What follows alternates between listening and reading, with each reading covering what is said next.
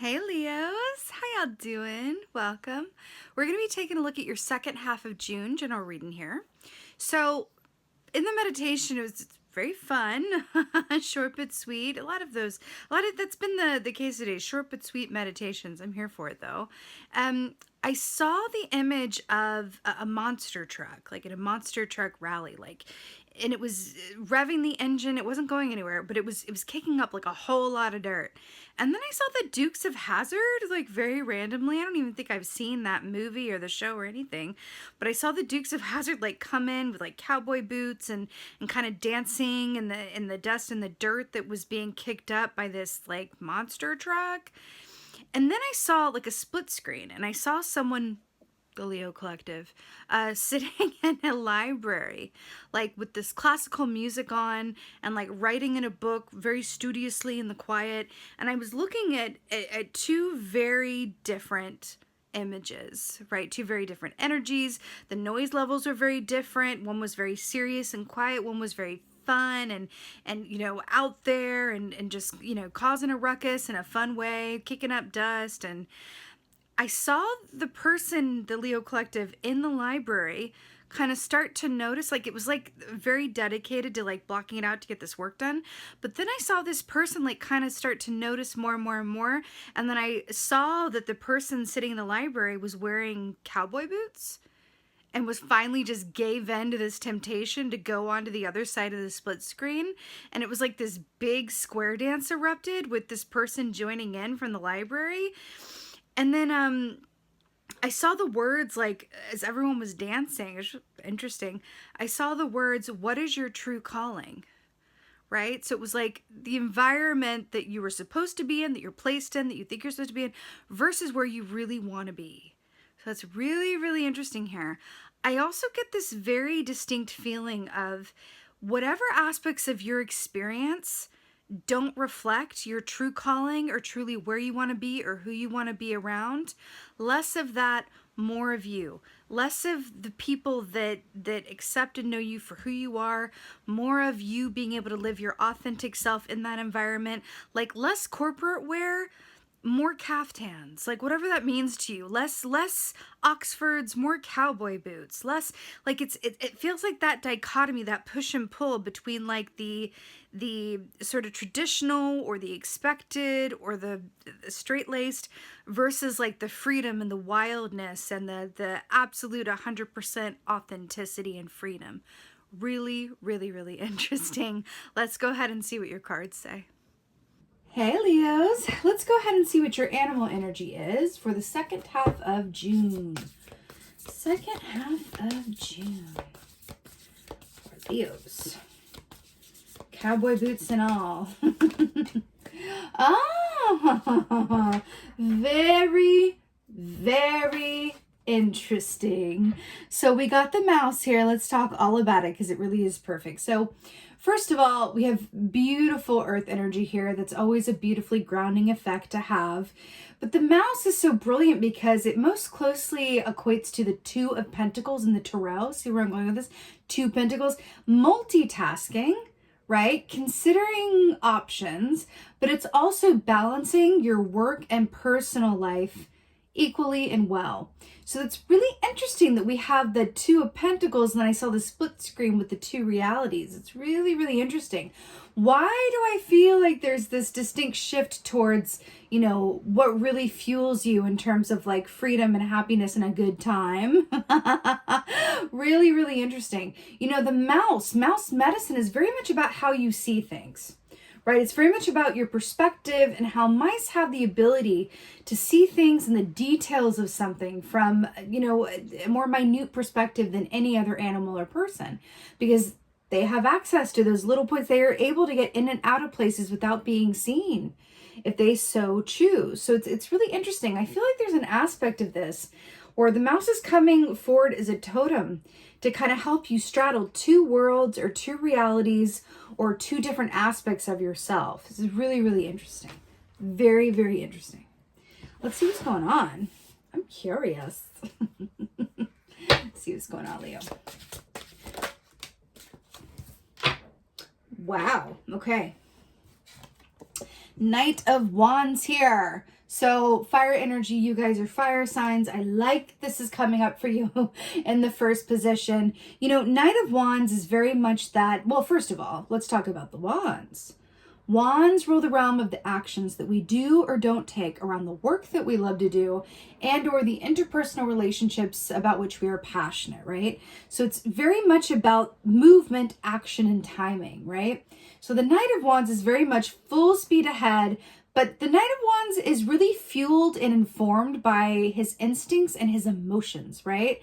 So he feels deeply, but it comes from a place of, you know, fire energy. You can relate to this, of instinct, right? So it's really interesting that this is coming forward in this position, and we're looking at this, like, you know, going from one side of the split screen to the other by how, you know, the desire became overwhelming. The temptation became too much to stay in the library when, you know, when the cowboy boots needed to, you know, dance, they needed to dance. And that's just what it was.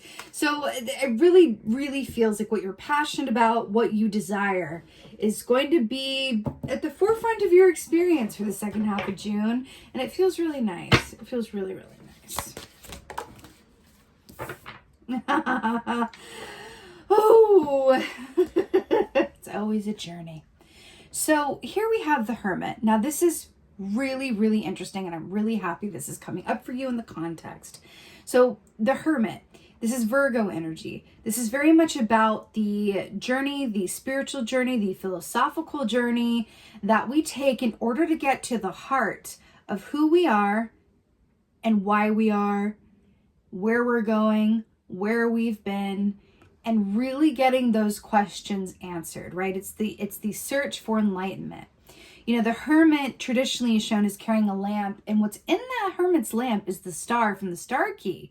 That's what illuminates the Hermit's way, and that's about great hope. It's Aquarius energy. Great hope, great faith, great love, right? But this is about wisdom. And what's fascinating here, what's really, really fascinating, is when we have on one side of the split screen with the meditation a very different energy than where I felt the Leo collective wanted to be. You know, it's interesting with the Hermit, because this is about taking time out to really get to the truth and the source. Remember that question at the end of the meditation, right? What was it again? It was like, where are you going? What do you want? I can't remember exactly what it was. I channeled it, but it's basically a question around, like, where do you want to be? Who do you want to be? What is it that you want? In which circumstances and under what conditions are you able to be 100% authentically you? Because the ways in which you have to compromise that in order to assimilate, whether that's at work or in a relationship or whatever it is, that feels like that is what wants to bite the dust, right? Because there's nothing better than living 100% in your authenticity, right? And that's really what this feels like. It's really what this feels like. Okay.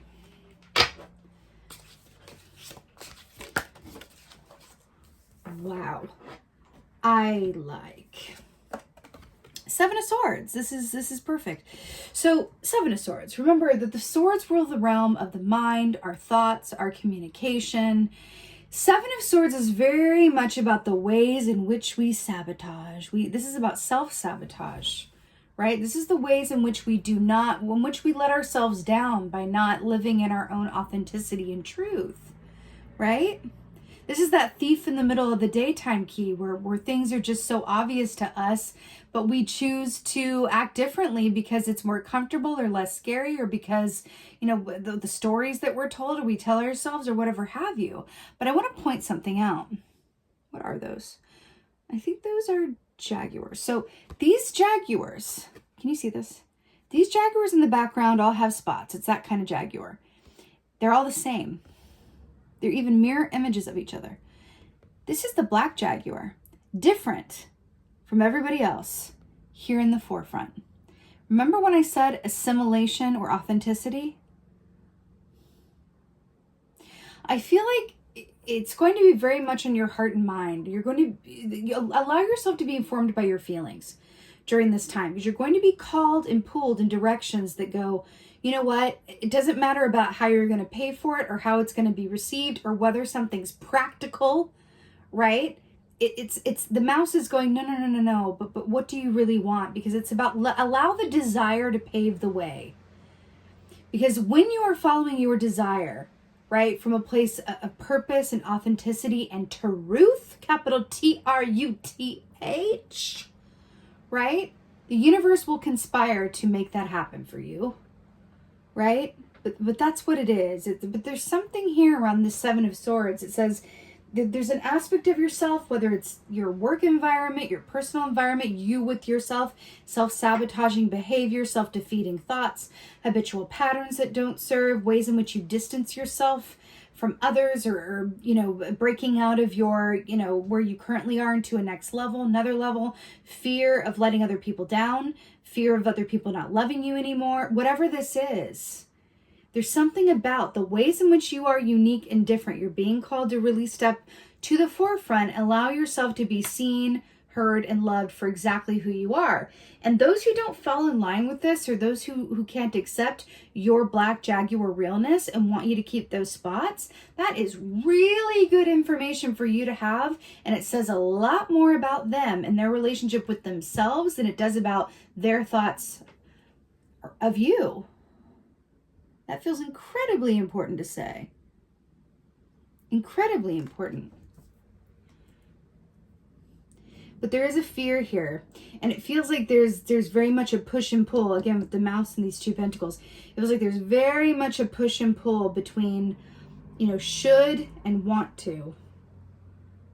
Is somebody shoulding all over themselves? You know that saying? Like, that's what this... it feels like, the Hermit with the spider energy here. Spiders are very much about, they relate to like a 10 of Pentacles energy, which is about your ancestry, your family. They also represent writers. So spider energy is very much about the stories that we tell ourselves and the stories that we learned from our parents, from teachers, from what we witnessed growing up, where we grew up. All of these stories are embedded within our own personal archetype of how we see things, how we view ourselves, how we view the world. And I'm really hearing to examine what your stories are. That's what the Hermit's asking you to do. What are your stories?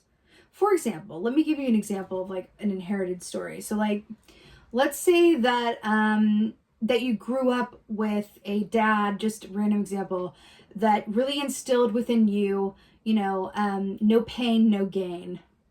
So then you grew up with this belief, no pain, no gain, right? As instilled within you from your dad, who you love and trust, and, for you hung the moon, and, so of course it's true. No pain, no gain. So you go throughout life believing that you won't get anything unless you suffer for it, right? I mean, it's not exactly the easiest path, but it is one ingrained in you, and it's a story that you inherited. Now, if we go back in ancestry terms, most likely he inherited that from one of his parents. And it's an inherited story that goes down through the familial lines. And I feel like you are being asked to really see what those are, cut through them, see how they've affected you, how they are affecting you in your choices, in your situation, in your feelings, in your thought patterns, and any self-sabotaging behavior, and any, self-limiting beliefs or perceived limitations, and really look at that. And by doing so, hold up that mirror and go, hey, what is that about? What is that story? And why am I still hanging on to it? Why am I... like, this is affecting me. It's not, that was my dad's story. My story can be different. My story feels different. Now, let me just point out the obvious here. This is some soul work. This is some breaking of karmic ancestral ties and paving a new path for yourself, and being willing to separate yourself from the herd and really be seen in your uniqueness to live your best life over at the Dukes of Hazzard, dust kicking, cowboy square dance show. You know what I'm saying? But there's something about that that's really calling you to step out from what has been, or from what you grew up in, or what you previously thought, and really come into your own knowing and claim your own power, right? Look at it this way. This can be helpful. You have an ancestry that is of this lifetime, right? Those who you share DNA with. But if you, subscribe to the belief, as I do, I'm a spiritualist, that we are a spiritual being having a human experience, then you have other family that you've been with in other incarnations. You do have soul family groups, yes, of course, some of which are in your DNA family and they cross over and intersect. But you also meet other people within that soul family that aren't in your DNA relatives this lifetime. Those are those moments that happen when you meet someone and you go, I feel like I've known you forever, but we just met. That's a member of your soul family group, right? So there's something in that, and I'm hearing within that concept of the soul family, you can look at things outside of like breaking free from like, you know, certain thoughts and beliefs and go, okay, yes, I'm a part of this paradigm. I come from this. This is the thought, belief, and the work that I do. This could be the work that you do. This could be coming from a profession that believes that, you know, like let's say that, I don't know, like you're a doctor or something, you know, or a lawyer, and this is the law and things have to be done a certain way, and you're coming from this belief system, and then you go all Patch Adams on it and go, no, the best cure is laughter. And some of the best stories are about people who come in and do things differently and shake up a paradigm. There's some great films about that. Just like Patch Adams is the first example that comes to mind when I think about that. But it's about that aspect of staying true to themselves that improves the system. Do you see what I'm saying with that? So it's interesting that this is coming forward in that way. But I feel like with the Knight of Wands and the Hermit and the Seven of Swords and the Mouse, you are really being asked to consider the ways in which you can be more true to yourself and in which ways you are in some way, shape, or form either being enabled or enabling yourself to either stay small or not grow and really take full power of your own space and potential, right? Because there's something about this that feels like it's conforming or being willing to stay small, either for others' comfort or because of your own fear. But it feels very distinct. Let's go ahead and get an oracle for you guys. This is what I'm feeling. Let's get to an oracle. All right, oracle. Oh, wow. That is really interesting. Okay. So we have we have the Lady of the Gift, generosity, receiving, withholding. Generosity, receiving, withholding, Lady of the Gift. So this is all about examining your relationship to giving and receiving, which is really, really interesting, especially because when I'm looking at the spider energy here with the Hermit, that's another aspect of spider medicine, because that web represents, you know, giving and receiving in equal measure, right? So this is really interesting. You know, withholding, receiving, generosity, this very much begs the question of, is your worth based on what you can do for other people? What is your worth based on? We all have something around our worth, right? Is your worth based on how you look? Is your worth based on how much money you make? You know what? Think about your parents and what their worth was based on, and then you may have something in common with them around this, because we inherit this a lot of the times. Is your worth based on, right, what you look like, how much money you make, how many friends you have, how your social media following, the quality of the work that you do, how well your relationship is going, how many kids you have? What is your worth based on? That's what the Lady of the Gift is asking you, right? And is it true? Can you truly say from the moment, you know, that you are in or in your waking life, that my worth is based on the fact that I am enough? I am enough. That is my worth. I am enough. I don't need to do anything or make anything or be anything or look any kind of way to be worthy, right? I am enough. That is your tagline for this entire reading, Leos. I am enough.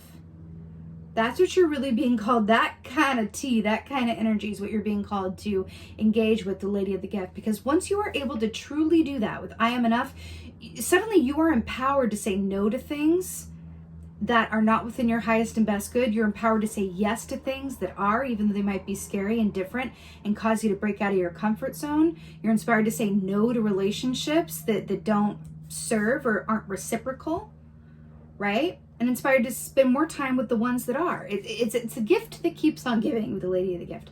I am enough. I am enough. This is really, really beautiful, Leo. I feel like this is setting you up for some real change here and you living your full embodiment of your true authentic self, doing work that you love to do, surrounded by people who truly appreciate you for who and as you are, and you truly sitting in your own self-worth and attracting so much beauty as a result of doing so. It's really, really beautiful.